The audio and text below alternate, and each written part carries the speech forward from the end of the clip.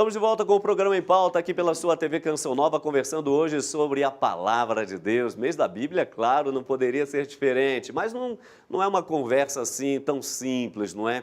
Porque quando se fala de Bíblia, realmente a coisa se amplia muito. Bíblia lembra de igreja, de tradições, de comunicação, de ecumenismo, enfim, muita coisa. Aqui no segundo bloco, como você já acompanha no programa Em Pauta há muito tempo, a gente aproveita para indicar para você alguma literatura. E aqui, de modo especial, falando do mês da Bíblia, claro, a primeira indicação não podia ser outra. Se você ainda não tem, então deve ter. Está aí para você a Palavra de Deus, a Bíblia Sagrada. Essa é uma tradução da CNBB. Já já nós vamos falar das muitas traduções, até interessante, né?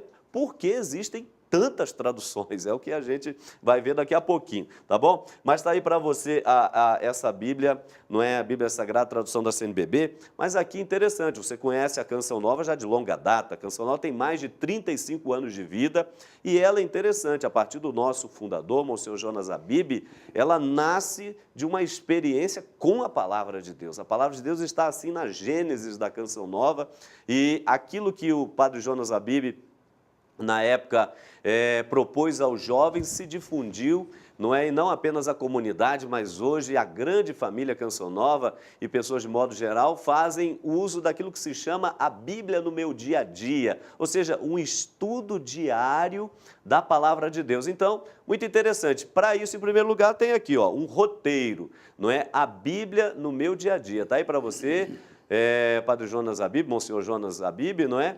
A Bíblia no meu dia a dia. Em primeiro lugar, aqui a explicação de como é que se faz esse estudo bíblico devidamente acompanhado, para você extrair ali, não é, a mensagem de Deus, ou seja, qual seja uma ordem de Deus, uma promessa, um princípio eterno, como colocar em prática aquela mensagem pessoal que o Senhor vai lhe colocando ali dia a dia. E tem um outro detalhe para aqueles que querem, podem fazer o uso, está aí para você, esse livreto que ajuda, uma espécie de diário, a você transcrever isso, né? Não apenas meditar, mas também transcrever. É importante anotar, não é verdade? Como as anotações que certamente você está fazendo aqui no nosso programa. Então está aí para você uma boa dica. Nós temos muitos outros materiais quando falamos de Bíblia, da Palavra de Deus. Aí se fôssemos apresentar aqui, a gente ficaria, não é uma noite inteira, não temos tempo para isso. É só algumas pequenas dicas para você. Se você ainda não conhece, visite a nossa loja aqui na capital paulista. Nós estamos ali na Rua São Bento, 43, Centro. Mas também você pode ligar para o 0 Operadora 1231862600 e adquirir os produtos Canção Nova. E, claro, também Vozes. Endereço eletrônico, editoravozes.com.br. Aqui na capital paulista, você tem alguns endereços de lojas que você pode procurar. E aí uma literatura vasta em relação à Palavra de Deus. Não é isso, Frei Moser? Isso mesmo. José Bonifácio, Rua José Bonifácio, uma loja hoje, assim, muito boa, muito bonita, sabe? Acolhendo bem. Exatamente, exatamente. Mas a sua pergunta é exatamente qual? Vamos lá, agora nós vamos para o segundo bloco, demos um respiro no primeiro. Segundo bloco, a questão é a seguinte, Frei Moser, exatamente do que o senhor chamava a atenção no primeiro bloco, de que não apenas especialistas, nós temos aqui o Padre Tarcísio, que é um especialista em Sagrada Escritura, né, em Bíblia, em Palavras de Deus, mas, por outro lado, também do lado laical, a igreja tem falado tanto do chamado, do tão falado protagonismo dos leigos, e ninguém dá aquilo que não tem, quer dizer, nós cristãos, de modo especial católicos, quando vamos abordar a sociedade, o dia a dia, os desafios que nos são impostos, estamos aí em pleno pleito eleitoral, imagina? Então, quer dizer, precisamos estar bem amparados, ancorados. E uma tradição antiga no Brasil, você que está nos acompanhando, talvez já tenha participado, que é aquela tradição bonita, Frei Moser, do estudo dos círculos bíblicos. Temos alguns centros que fazem isso, como aqui em São Paulo, por exemplo, o CEBI, mas aqueles círculos bíblicos que desde a paróquia, né, do grupo de oração, aquilo alimentou a fé de tanta gente, fez tantas pessoas crescerem, não é, no conhecimento de Deus e da sua palavra, mas também na eclesialidade e na própria missionaridade. Mas parece que nos dias atuais, dessa sociedade pós-moderna, parece que não se tem muito tempo para isso. E aí? Talvez começando da importância de o povo mais simples chegar ao conhecimento da palavra de Deus, eu vou dar um exemplo da minha vida. Há uns 15 dias atrás, eu fiquei realmente emocionado, porque eu revisitei a primeira comunidade de fé que eu fundei na Baixada Fluminense, aí no município de Magé, Piabetá, portanto, Baixada mesmo, não é Petrópolis, que é a Serra, mas é Baixada. E fiquei emocionado vendo o testemunho deles, dizendo, nós não éramos nada, não tinha estrada, não tinha luz, não tinha nada, nada, nada, só tinha homicídios. Não é? E hoje é uma, digamos, comunidade, o Rio do Ouro, não é uma comunidade transformada, realmente transformada. E como é que nós começamos? Não adiantava falar da Bíblia, porque eram pequenos agricultores que tinham ocupado aquelas terras no tempo do Brizola, aquela coisa toda, então não tinha muita cultura. Nós começamos com teatros, teatro de Natal, teatro da Paixão, e onde, evidentemente, iam aparecendo não só as cenas, mas também os textos, não é? E, pouco a pouco, aquilo foi se criando um hábito. Pois é, seria bom a gente estudar a Bíblia. Então, começaram com os círculos bíblicos muito simples, mas que foram sendo aprimorados. Isso é apenas um exemplo. Agora, em termos de Brasil, eu acho que a gente tem que destacar Carlos Mesters. É um homem extraordinário, está com 80 e poucos anos, mas completamente lúcido, lépido, né? Então, ele começou, desde o início da sua vida, não é, de grande teólogo biblista, ele escreveu um livro que, para mim, me marcou em definitivo.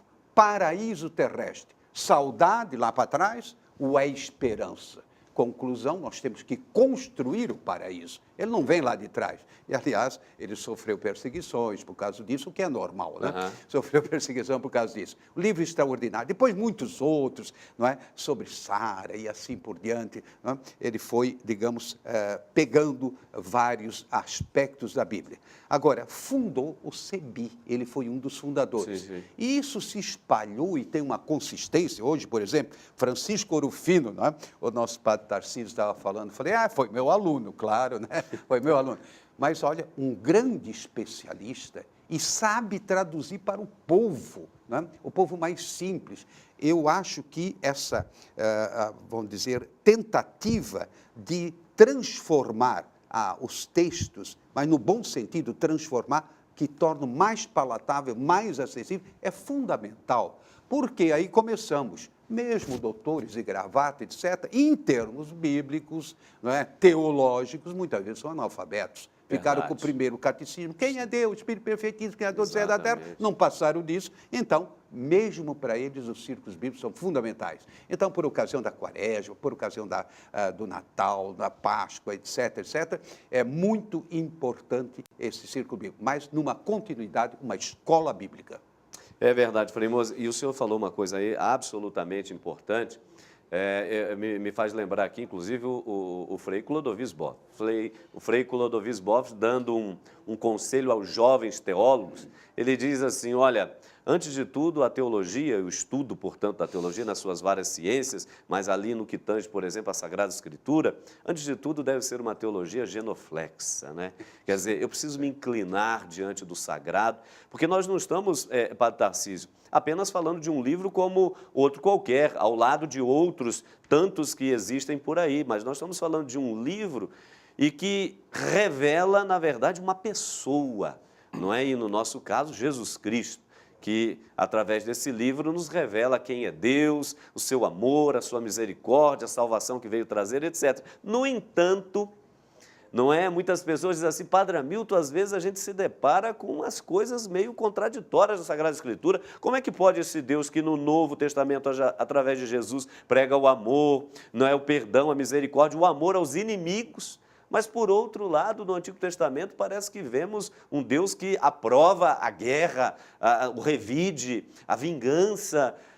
Como é que a gente avalia essas contradições dentro de um mesmo livro, Padre Tarcísio? Bom, Jesus mesmo, ele dizia, ouvistes o que foi dito, olho por olho, dente por dente. Mas eu vos digo, amai os vossos inimigos, rezai por aqueles que vos perseguem.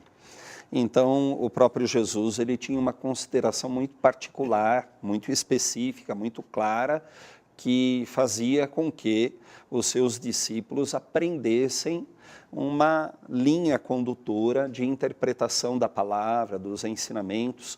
Os seus próprios discípulos, seguindo alguns profetas do Primeiro Testamento, imaginavam um Messias glorioso, com um grande exército, que Israel iria dominar as nações circunvizinhas, Israel, a nação do povo da bênção, então e seria uma grande nação. Que hoje, até que pelo uso da força, tem não deixa de ter né? uma conotação interpretativa religiosa fundamentalista também, esse tipo de ação violenta de uma nação contra outra. Nós vamos olhar Jesus e vamos ver que Jesus, nesse sentido, ele frustra certas expectativas sobre um Messias glorioso, vitorioso. Hoje tem muita gente que fala muito de vitória quando lê a Bíblia. Eu sou vitorioso, eu venci, eu prosperei. Teologia da prosperidade. E São Paulo diz, é necessário olhar o Cristo pregado na cruz. Verdade. Talvez a gente deva ter presente nas contradições uma outra palavra, evolução. Não se pode imaginar que Deus soltou pacotes do céu, o livro prontinho, não é? Assim, já saindo da impressora. Não, pelo contrário. É lógico que lá para trás tinha uma certa interpretação, um mundo, uma concepção de mundo. Inclusive, interpelaram Jesus dizendo, mas Moisés permitiu o divórcio. E, de fato, você olhando bem, de alguma forma, e Jesus falou, por causa da dureza dos vossos corações. Mas no princípio não era assim. Era assim. Então há uma evolução, não é, normal também em termos bíblicos. Né? E se falando de evolução, Frei, antes ainda de irmos para o intervalo, no que tange às traduções, há pouco nós falávamos de passagem em relação a isso. Nós no Brasil, só para citar católicas, meu Deus do céu, olha aqui, ó, nós temos aí, ó, eu apresentei ainda há pouco tradução do CNBB, mas temos da Ave Maria, Vozes, Jerusalém, Paulina, Santuário, Pastoral, Loyola, meu Deus do céu, e tantas outras feitas, né, em outras igrejas. Certamente aqui eu esqueci de muitas, né, com certeza. Mas o que dizer em relação, Frei Moser, a essas traduções, porque muita gente já pergunta, mas Padre Hamilton, afinal das contas, a palavra de Deus não é uma só? Por que se traduz, então, não é em tão diferentes pontos de vista, maneiras de se dizer, às vezes, a mesma palavra? E aí? Olha, o ponto de partida é aquele que você já colocou em relação a São Jerônimo. Imagina o homem lá na gruta, etc., com o aramaico, com o hebraico, e depois, quem sabe, um pouco de grego, assim, sem dúvida. comparando. Como é que eu vou dizer isso em latim? Quer dizer, já começa por aí. Ele já teve hesitações de como traduzir. Bom, em seguida, você tem vários manuscritos que vêm de cá, que vêm de lá, com tônicas diferentes. Agora, essas traduções, vamos só falar das traduções propriamente católicas, cada uma tem umas certas características. Umas são mais populares, outras, por exemplo, a Bíblia de Jerusalém tem mais notas de rodapé. A Bíblia Vozes, ela foi refeita há uns 5, 6 anos atrás, mas assim, 2 especialistas leram do começo até o final em voz alta para ver a melosidade das frases. Quer dizer, também é importante. Não é? Outros estão mais preocupados em popularizar certas expressões. Então, no fundo, é a mesma palavra enquanto conteúdo de fé. Mas, eu diria assim, o vocábulo certo, a tônica certa, evidentemente nós não temos. E daí a variedade. E, em seguida, também, que é uma só palavra, não há dúvida nenhuma, mas devemos ter presente, mesmo os nossos irmãos evangélicos, não é? Eles não aceitam certos livros. Não é? Por quê? Por uma série de fatores históricos. Agora, eles não aceitam certos livros, mas mesmo dentro daqueles que eles aceitam, eles têm uma maneira de interpretar que depende muito da sua filosofia de vida, da sua ideologia ou coisa que vale. Não é? Aliás, sobre os nossos irmãos protestantes, nós vamos falar já, não é? Após o nosso intervalo, vamos depois para o nosso terceiro e último bloco, porque temos ainda essa questão dos irmãos protestantes, não é? Algumas tradições têm aí as suas traduções, outras adotam um certo modelo, mas ainda tem muita coisa para a gente conversar. Você não saia daí não, já estaremos de volta.